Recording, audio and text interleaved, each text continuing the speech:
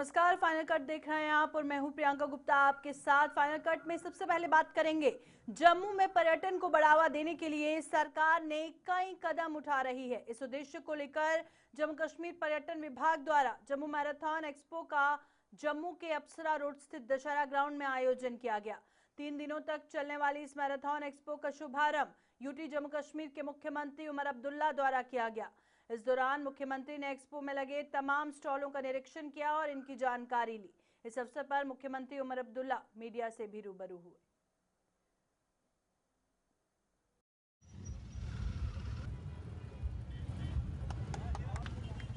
Tourism promotion with a healthy lifestyle, and in that respect it's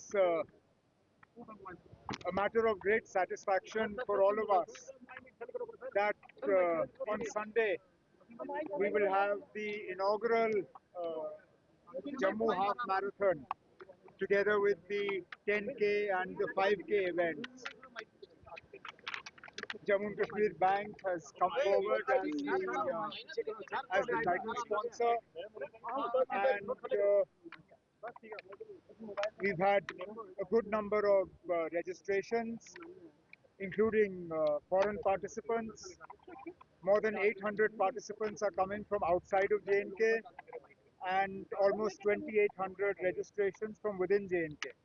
Given that this is the first time this event is being held, this is a very healthy number, and we hope that it will grow from here. Department of tourism Jammu and Kashmir government की तरफ से, जैसे आप जानते हैं कि Jammu marathon जो कि 29 मार्च को जिसका फर्स्ट एडिशन होगा, आज उसी का आगाज़, उसी की इनॉग्रेशन हमारे honourable chief minister Jammu and Kashmir जनाब उमर अब्दुल्ला साहब ने की। और यहाँ पे हम आज दशहरा जो ग्राउंड है गांधीनगर में, वहाँ पे हमारे ऑनरेबल चीफ मिनिस्टर साहब ने इस जो एक्सपो है मैराथन की, उसकी इनॉग्रेशन हुई है। उसके साथ साथ आप देखेंगे यहाँ पे कितना बज़ है, और हमारे यहाँ स्टॉल्स हैं स्पोर्ट्स वेयर के, हैंडीक्राफ्ट्स, हैंडलूम्स, लाइव काउंटर्स हैं, हमारे यहाँ पे इन्फ्लुएंसर्स और हमारे एंटरटेनमेंट का यहाँ पूरा सोर्स है। और पूरा ऐसा लग रहा है जम्मू सिटी जो हमारा पूरा यूथ है और हमारे हर एज ग्रुप के लिए यहाँ पे एंटरटेनमेंट है। हमारी यही जम्मू सिटी वालों के लिए जो शहरवासी हैं उनको यही रिक्वेस्ट है कि जो जम्मू मैराथन की जो एक्सपो ये 3 दिन के लिए दशहरा ग्राउंड में हो रही है, आज इसका पहला दिन था, कल और परसों भी रहेगी, जहाँ पे जरूर विजिट करें। और हम रिक्वेस्ट करते हैं अपनी रजिस्ट्रेशन यहाँ पे ऑनलाइन, जिन लोगों ने अभी तक जम्मू मैराथन की रजिस्ट्रेशन नहीं करवाई है वो करवाएं यहाँ पे, उसकी भी यहाँ पे अरेंजमेंट्स किए हुए हैं। और 29 मार्च को एमए स्टेडियम से जम्मू मैराथन जो है वो international Delhi public school Jammu ने अपने इंडोर स्पोर्ट्स एरिना में नए बैडमिंटन कोर्ट के उद्घाटन के साथ एक महत्वपूर्ण उपलब्धि हासिल की है। ये पहल छात्रों में फिटनेस और खेल उत्कृष्टता को बढ़ावा देने की दिशा में एक बड़ा कदम मानी जा रही है। कार्यक्रम के मुख्य अतिथि डॉक्टर शाहिद इकबाल चौधरी ने स्कूल के विश्व स्तरीय खेल ढांचे की सराहना की और इस मौके पर शेख जुल्फिकार आजाद और देवयानी राणा भी मौजूद रहे। उन्होंने छात्रों को खेलों में सक्रिय भागीदारी के लिए प्रेरित किया और स्कूल प्रबंधन के नेतृत्व में संपन्न इस उद्घाटन समारोह ने छात्रों के सर्वांगीण विकास और आधुनिक सुविधाएं उपलब्ध कराने की प्रतिबद्धता को दर्शाया।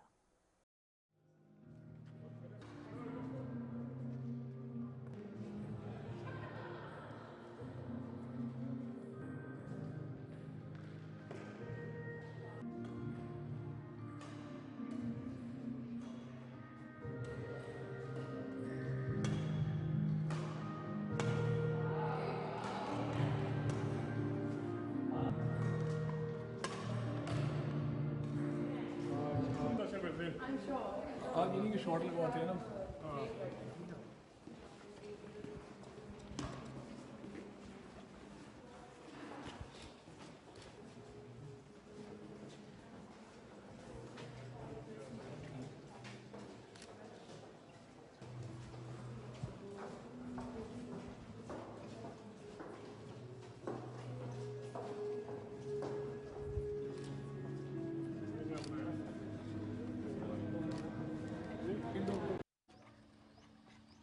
बहुत अच्छा इनिशिएटिव है। एक तो चेस की चैंपियनशिप में बहुत बाकी स्टेट से बच्चे यहाँ पार्टिसिपेट कर रहे हैं, 200 से ज़्यादा। और एक अच्छा यहाँ पे court, indoor badminton court launch किया गया है। मुझे लगता है अच्छी फैसिलिटीज़ बच्चों को इस स्टेज पे प्रोवाइड करना एक बहुत अच्छा इनपुट है स्कूल की तरफ से और इनकी लॉन्ग रन में पर्सनैलिटी डेवलपमेंट के लिए, स्पोर्ट्स स्किलिंग के लिए बड़ा अच्छा रहेगा। सर जिस तरह से यहाँ पर पढ़ाई लिखाई के साथ बाकी भी बच्चों को जो एक्टिविटीज़ जिनके लिए यहाँ पर होना बहुत ज़रूरी है वो सब भी यहाँ पर कराएगी। जी जी बिल्कुल बिल्कुल अच्छी फैसिलिटीज़ हैं स्कूल में, और सबसे अच्छी चीज़ ये कि क्लस्टर मॉडल पे चल रहे हैं, बाकी स्कूल के बच्चों को भी यहाँ फैसिलिटीज़ दी जा रही हैं, उनको अपॉर्चुनिटी दी जा रही है, बड़ा अच्छा एक cordial atmosphere. International Delhi public school ने आईडीपीएस जूनियर्स में इंटरनेशनल रेटिंग चेस फिएस्टा का भव्य शुभारंभ कर बौद्धिक और रणनीतिक सोच को बढ़ावा देने की दिशा में महत्वपूर्ण पहल की। ऑल जेएंडके चेस एसोसिएशन और ऑल इंडिया चेस फेडरेशन के तत्वाधान में आयोजित इस प्रतियोगिता में विभिन्न क्षेत्रों के प्रतिभाशाली खिलाड़ियों ने भाग लिया। मुख्य अतिथि डॉक्टर शाहिद इकबाल चौधरी ने शतरंज को विश्लेषणात्मक सोच का महत्वपूर्ण माध्यम बताया। वहीं शेख जुल्फिकार आजाद और देवयानी राणा ने भी खिलाड़ियों का उत्साहवर्धन किया और इस आयोजन ने छात्रों को अंतर्राष्ट्रीय मंच और प्रतिस्पर्धी माहौल प्रदान करते हुए उनकी प्रतिभा को निखारने का अवसर दिया। Many schools have approached us and they have complained, they have made serious complaints that why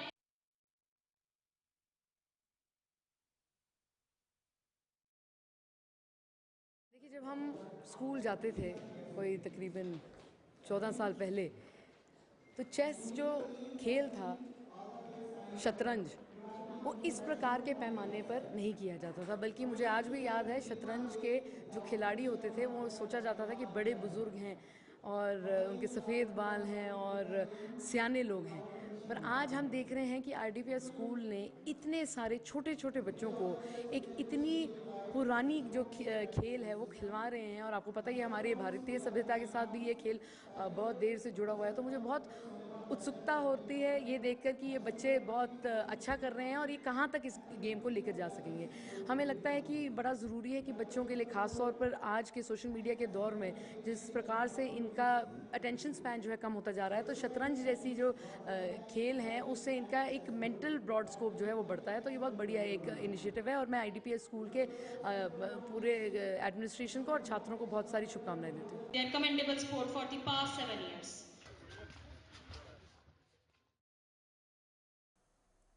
Congress party की प्रदेश इकाई ने विधायकों की सुरक्षा हटाने के मुद्दे पर सरकार की कड़ी आलोचना की है। जम्मू में आयोजित प्रेस कॉन्फ्रेंस में पार्टी के प्रदेश प्रवक्ता रविंदर शर्मा ने सरकार पर निशाना साधते हुए कहा कि जनप्रतिनिधियों की सुरक्षा में कटौती चिंताजनक है। उन्होंने आरोप लगाया कि यह फैसला लोकतांत्रिक व्यवस्था और जनप्रतिनिधियों की सुरक्षा के लिहाज से ठीक नहीं है। कांग्रेस ने सरकार से इस निर्णय पर पुनर्विचार करने और सुरक्षा व्यवस्था बहाल करने की मांग की है।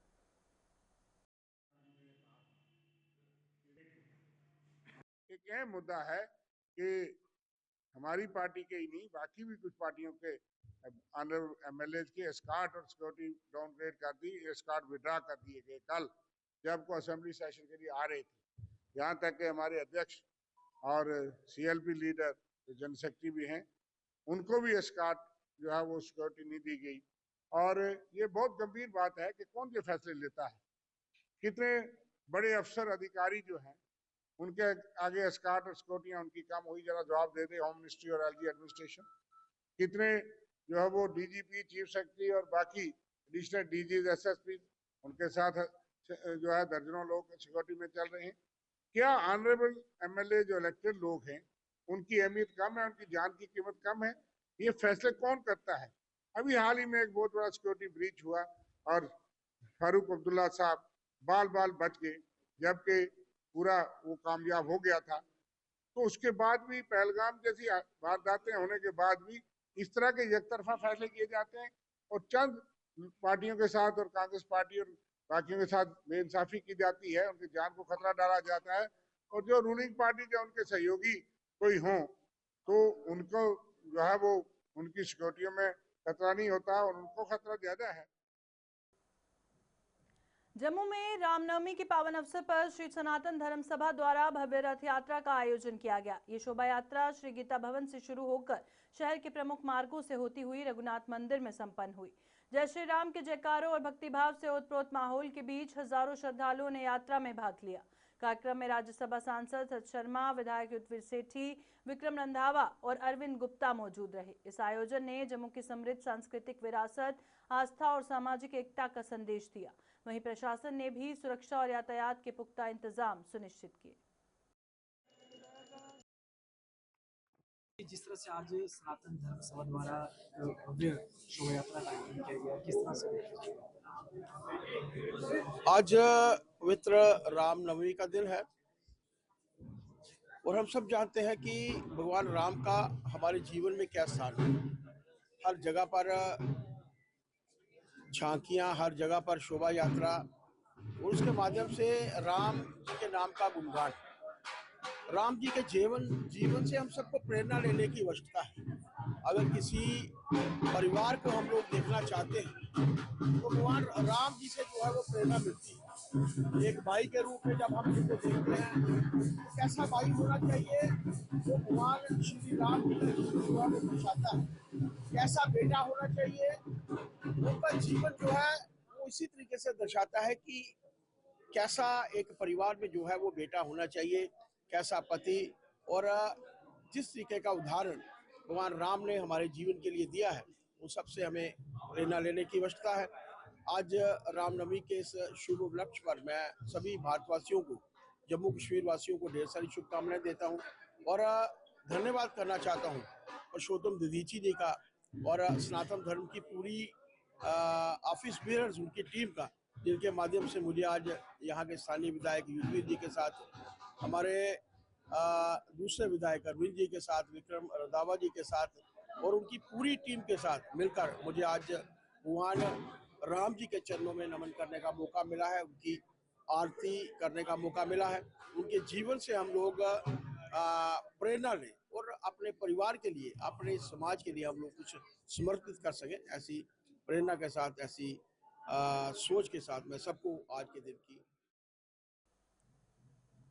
आरसपुरा के गांव काजिया बड़ियाल स्थित श्री हनुमान सिद्धपीठ मंदिर में हनुमान जयंती के उपलक्ष्य में भव्य कलश यात्रा निकाली गई।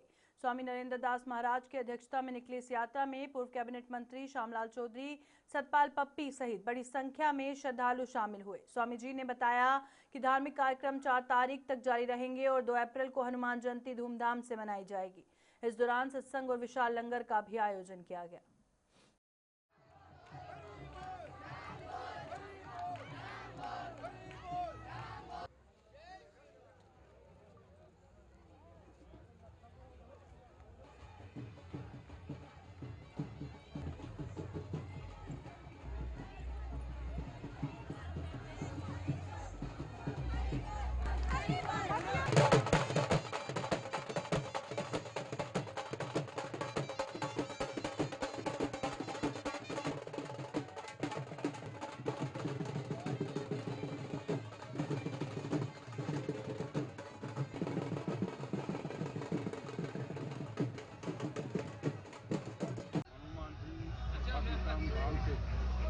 ये जो शोभा यात्रा निकाली जा रही है रामनवमी के दिन, इस यात्रा में बड़े लोग, हजारों के हिसाब से लोग आ रहे हैं, जा रहे हैं और एक प्रसिद्ध जगह यहाँ बड़ियाल काजिया में जो बनी है उसका हम सबको लाभ मिले और जहाँ परम पूज्य संत महात्मा आ रहे हैं और जो कल से लेकर 4 अप्रैल तक इनके प्रवचन सुनने के लिए, भगवान का गुणगान होने के लिए और हम सब उसका लाभ लें और उसका आशीर्वाद लेने के लिए जहाँ के छत्तीसगढ़, आरसपुरा पूरे इलाके लोग आए और जहाँ का महात्माओं का और जो भगवान को जो गाथा, जो प्रवचन सुनने को मिलेंगे उसका लाभ लेने के लिए हम सब आए।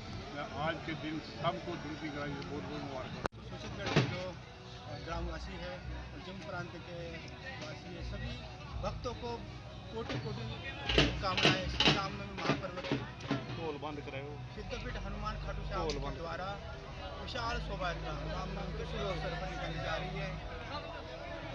श्री हनुमान जी के प्राकट्य उत्सव के उपलक्ष्य पर आज से ये शुभारंभ हुआ है। 26 मार्च से रामनवमी के शुभ अवसर पर विशाल शोभा यात्रा के तौर पर यह दिव्य हनुमत महायज्ञ होने जा रहा है, जो कि चलेगा 4 अप्रैल तक। 4 अप्रैल को जम्मू कश्मीर में एलपीजी आपूर्ति को लेकर प्रशासन सख्त हो गया है। संतोष शर्मा ने जानकारी देते हुए बताया कि क्षेत्र में एलपीजी का पर्याप्त स्टॉक उपलब्ध है और लोगों को घबराने की जरूरत नहीं है। आपूर्ति की निगरानी के लिए डिविजनल, जिला और तहसील स्तर पर 3 स्तरीय कंट्रोल एंड कमांड सेंटर स्थापित किए गए। सभी गैस एजेंसियों को अनिवार्य रूप से होम डिलीवरी करने के निर्देश दिए गए और प्रशासन ने चेतावनी दी कि आदेशों का पालन न करने वाली एजेंसियों के खिलाफ सख्त कार्रवाई की जाएगी। देश भर में एलपीजी को लेकर आम जनता में पैनिक है। जम्मू कश्मीर में कितना स्टॉक है, इन सभी विषय पर बातचीत करने के लिए इस समय फूड एंड सप्लाई के असिस्टेंट डायरेक्टर संतोष शर्मा जी हमारे साथ मौजूद हैं। सर, क्या इस समय जम्मू कश्मीर में स्थिति है? जी नमस्कार। ये आज स्थिति नॉर्मल है। यहाँ पे कोई भी ऐसे सच कोई भी क्राइसिस नहीं है। जो पब्लिक हमें कॉल्स आ रही हैं कि नहीं हमें सिलेंडर नहीं, इमीडिएटली एड्रेस किया जा रहा है। इसमें डिपार्टमेंट की तरफ से बहुत सारी कमेटीज़ बनाई गई हैं, टीम्स बनाई गई हैं, कंट्रोल रूम बनाए गए हैं जो डे टू डे में मॉनिटर कर रहे हैं। डिवीजन लेवल की टीम्स हैं, स्टेट लेवल की हैं, डिस्ट्रिक्ट लेवल की है, जिसमें डिस्ट्रिक्ट में जाके टीम जो है हर दिन जो है आउटलेट्स जो एजेंसीज़ के उनको भी चेक करते हैं, उनके जो लॉग बुक्स हैं उनको भी चेक करते हैं, स्टॉक की अवेलेबिलिटी प्लस जो एजेंसीज़ हैं, ऑयल एजेंसीज़ हैं, उनसे भी संपर्क करते हैं कि कोई शॉर्टेज तो नहीं। तो एज सच कोई भी शॉर्टेज नहीं रिपोर्ट की गई है। सफिशेंट स्टॉक अवेलेबल है। पब्लिक से भी हमारा यही निवेदन है कि आप निश्चिंत रहें, आप घर से बुकिंग करें ताकि आपका जो भी समय है वो बच जाए। आपने जो डिलीवरी चार्जेस पे किए हैं वो आपको घर में अवेलेबल सिलेंडर हो जाए। पेट्रोल को लेकर इस समय क्या स्थिति है? पेट्रोल और डीजल को भी मैं यही बोलूँगा कि अभी सफिशिएंट है, कोई भी क्राइसिस नहीं है। सच जम्मू में भी आज ही मैंने बात की ऑयल कंपनी से, जो ये पेट्रोल और डीजल हैं, इन्होंने भी यही हमें इन्फॉर्म किया कि अभी सफिशिएंट स्टॉक है, तो need not to worry. Public को देखो कोई भी ना वहाँ रश ना क्रिएट करें किसी पेट्रोल पंप के बाहर या गैस आउटलेट के बाद। आप जैसे यूजुअली भरा रहे हैं, अपना सिलेंडर भरवा रहे हो या गाड़ी को पेट्रोल भरवा रहे हो, वैसे ही आप अपना रूटीन फिलअप करें। और अगर कोई ग्रीवेंस है किसी भी पब्लिक को, तो हमारे जो न्यूज़पेपर में नंबर दिए गए हैं डिफरेंट टीम्स के, उन पे आप व्हाट्सएप पे मैसेज भेज सकते हैं, कॉल कर सकते हैं for immediate redress. Jammu Kashmir में इस समय कितना स्टॉक मौजूद है, क्योंकि कहीं ना कहीं लोगों के मन में पैनिक है कि एलपीजी खत्म हो जाएगा, उन्हें नहीं मिल पाएगा? देखो, स्टॉक डे टू डे की ट्रांजैक्शन होती है, तो हर दिन सप्लाई आती रहती है, हर दिन डिलीवर होता रहता है। तो इसमें यही बोलूँगा मैं कि स्टॉक की चिंता ना करें। Stock is sufficient available in everywhere in Jammu district as well Jammu division, क्योंकि हम पूरी डिवीज़न की डेली मॉनिटरिंग हो रही है। मैंने जैसे बताया टीम्स बनी है, तो उसमें डेटा लिया जाता है कि कितने ग्रीवेंसीज आए, कितनी इंस्पेक्शंस हुई, सफिशेंट स्टॉक है या नहीं, वो सारा देखा जाता है। तो अभी तक हमारे पास कोई भी ऐसी रिपोर्ट नहीं आई है कि कहीं स्टॉक की डेफिशिएंसी है। हर जगह सफिशिएंट स्टॉक अवेलेबल है। कंपनी के टच में आप हैं? बिल्कुल, मैंने यही बोला आपको कि जो हमारी मॉनिटरिंग टीम्स हैं वो कंपनी से ही डेटा लेती है, जैसे ई-केवाईसी कितना हुआ, कितना हमारा कंज्यूमर है, कितना अभी ई-केवाईसी पेंडिंग है, तो वो डेली रिपोर्टिंग अपनी भी देते हैं, प्लस हमारी टीम्स भी कोऑर्डिनेट करती हैं। तो ये कोऑर्डिनेटेड एफर्ट्स है। ऑयल कंपनीज भी अपना काम कर रही हैं, हमारी डिस्ट्रिक्ट टीम्स भी कर रही हैं, डिवीजन लेवल भी और स्टेट लेवल पे भी। तो एज सच कोई भी घबराने की बात नहीं है। जो भी स्टॉक है वो सफिशिएंट है। पब्लिक निश्चिंत होकर घर से अपना बुक करें विद इन 25 डेज। कोई भी सिलेंडर नहीं मिलेगा after in urban areas. After 25 days जो है पब्लिक अप्लाई कर सकती है for booking, and in rural areas after 45 days they can book the cylinder और उनको डिलीवरी मिल जाएगी। अच्छा, लोगों को इश्यू आ रहा है, क्योंकि कुछ ही समय पहले हमने लोगों से बातचीत की, उन्होंने कहा कि बुकिंग हो रहा है और डिलीवरी भी बता रहा है, लेकिन मैसेज आ रहा है डिलीवरी का समय भी हो गया, डिलीवरी पहुंच गई, ये मैसेज आ रहा है, लेकिन डिलीवरी उनके घर तक नहीं पहुंची। और जो ग्रामीण क्षेत्र है, रूरल जो एरियाज है, वहां पर जो है वो एजेंसी वाले कह रही हैं कि गाड़ी वहां पर नहीं पहुंच रही, आपको यहीं पर आके लेना पड़ेगा। इसको लेकर क्या एक अवेयरनेस, एक आम जनता को क्या संदेश आप देना चाहेंगे, किस प्रकार से? इसके रिलेटेड मैं यही बोलूँगा कि होम डिलीवरी है पर्टिकुलरली, और कहीं किसी को नहीं पहुंच रहा है, तो हमारे कंसर्न टीएसओ से संपर्क करें, उस एरिया के तहसीलदार से संपर्क करें, तो ताकि हमें रिपोर्टिंग हो, हम उस एजेंसी को पूछें कि आप होम डिलीवरी क्यों नहीं कर रहे हो। जो एसएमएस की बात कर रहे हैं आप, तो एसएमएस पहले हमें कुछ एजेंसीज में विजिट किया, वहाँ ये रिपोर्ट्स आई, तो उन एजेंसीज के अगेंस्ट एक्शन हुआ है। जैसे एडीसी मैडम भी साथ में थे, ऊपर से हमें डायरेक्टरेट से भी, डायरेक्टर मैडम ने भी इंस्ट्रक्ट किया कि आप चेक करें कोई मिसयूज़ तो नहीं कर रहा है, सिलेंडर डाइवर्शन तो नहीं हो रहा है, ब्लैक मार्केटिंग तो नहीं हो रही है। अभी पहले ओवर प्रोडक्ट था इनका जो भी पोर्टल है जिसमें बुकिंग्स ली जाती है, तो कंपनी ने भी ये एक्सेप्ट किया कि पहले था, अब टेक्निकल ग्लिच भी सॉल्व हो गया है, अब कोई भी इशू नहीं है। इन केस कोई फेस करता है कि डिलीवरी कोड आया है उसको, बट डिलीवर नहीं हुआ है, तो they can approach to us through our given numbers, through WhatsApp, through call, और हम इमीडिएट रिड्रेसल करेंगे। बहुत शुक्रिया बातचीत करने के लिए। जम्मू कश्मीर में इस समय पर्याप्त स्टॉक है और इसको लेकर जानकारी assistant director food and supply के असिस्टेंट डायरेक्टर संतोष शर्मा जी ने दिया है कि जम्मू कश्मीर सुरनकोट में गैस सिलेंडर की कमी को लेकर फैली अफवाहें बेबुनियाद साबित हो रही हैं। गुरुवार को आम दिनों की तरह उपभोक्ताओं को गैस सिलेंडर वितरित किए गए। हालांकि नए नियमों के तहत अब बिना रजिस्टर्ड कॉपी और ओटीपी के सिलेंडर नहीं दिए जा रहे। जानकारी के अभाव में कई उपभोक्ताओं को दिक्कतों का सामना करना पड़ा। वहीं सिलेंडरों की आवाजाही सामान्य रही, जिससे सप्लाई में किसी कमी की पुष्टि नहीं होती। प्रशासन ने उपभोक्ताओं से अपील की है कि वे नए नियमों की जानकारी लेकर ही केंद्रों पर पहुंचे ताकि असुविधा से बचा जा सके। देखो जी, लोग ऐसे ही पैनिक हो रहे हैं। गैस की कोई किल्लत नहीं है, कोई कमी नहीं है। हमारे बार बार मिनिस्टर कह रहे हैं, हमारे पीएम साहब कह रहे हैं, होम मिनिस्टर साहब कह रहे हैं कि लोगों को पैनिक होने की कोई जरूरत नहीं। ऐसे लोग अखबार डालें और मुंह में रहे कि गैस की शॉर्टेज है या पेट्रोल की शॉर्टेज है। हमारे हिंदुस्तान में कल भी आपने देखा होगा कि कल भी हमारा एक शिप आया, गैस का आया, शिप पूरा शिप आया। उसने कहा होम मिनिस्टर साहब ने कि पैनिक होने की कोई जरूरत नहीं है, सबको गैस मिल रही है। देखो ये लोगों जो भी आ रहे हैं उनको गैस मिल रहा है। लोग ऐसे रिमोट उठा रहे हैं, लोगों ने घर में 20-30 सिलेंडर रखे हैं। ये वही लोग हैं जो ब्लैक मार्केटिंग करते हैं। मेरी एडमिनिस्ट्रेशन यही अपील है कि इन लोगों के ऊपर कार्रवाई कीजिए जो ब्लैक मेलिंग करते हैं। बाकी किसी चीज़ की कमी नहीं है जी। ये 1000 रुपये मिलता है जी हमें, और काफ़ी मिल रहा है सेंटर। और गैस की किल्लत के बारे में जितना भी लोग बता रहे थे, ऐसा कुछ भी नहीं है। सबको गैस मिल रही है और 1000 रुपये से 10 रुपये कम वो वापस 10 रुपये दे रहे हैं और लोग आसानी से गैस यहाँ मिल रही है। सुरनकोट में कोई परेशानी नहीं है। ऐसे पैनिक सा बना हुआ है, लोगों में डर है।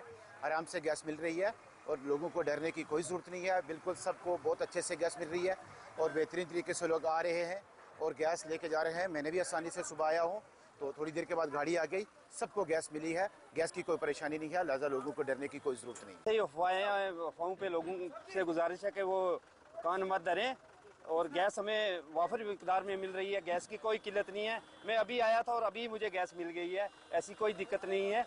तो लोगों से गुजारिश है कि वो ज़्यादा हरदर्मी ना करें और उनको गैस अपने अभी गाड़ी ऊपर गई थी, वहाँ जोगी बोर्ड से ये होते हुए सब घरों में जो लोग आके खाली सिलेंडर लेके खड़े हुए थे सबको गैस मिली है। ऐसी कोई बात नहीं है कि सुरनकोट में गैस की किल्लत है। लिहाजा तमाम लोगों से गुजारिश है कि वो इतनी हड़बड़ाहट मत करें, गैस सब लोगों को मिलेगी। ऐसी कोई एमजी मनरेगा योजना में कथित गड़बड़ियों को लेकर सामने आई खबरों के बाद ब्लॉक डेवलपमेंट ऑफिसर थाना मंडी ने सफाई जारी की है।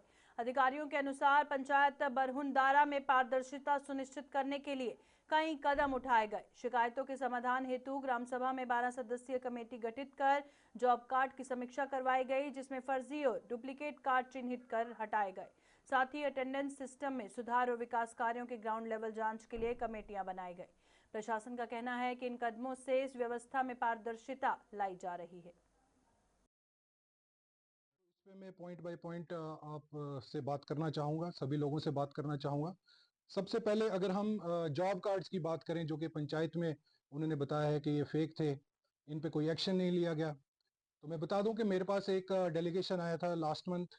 उन्होंने एक और एप्लीकेशन दी थी जिसमें उन्होंने बोला था कि जो हमारे पंचायत के जॉब कार्ड्स हैं उनको वेरीफाई किया जाए।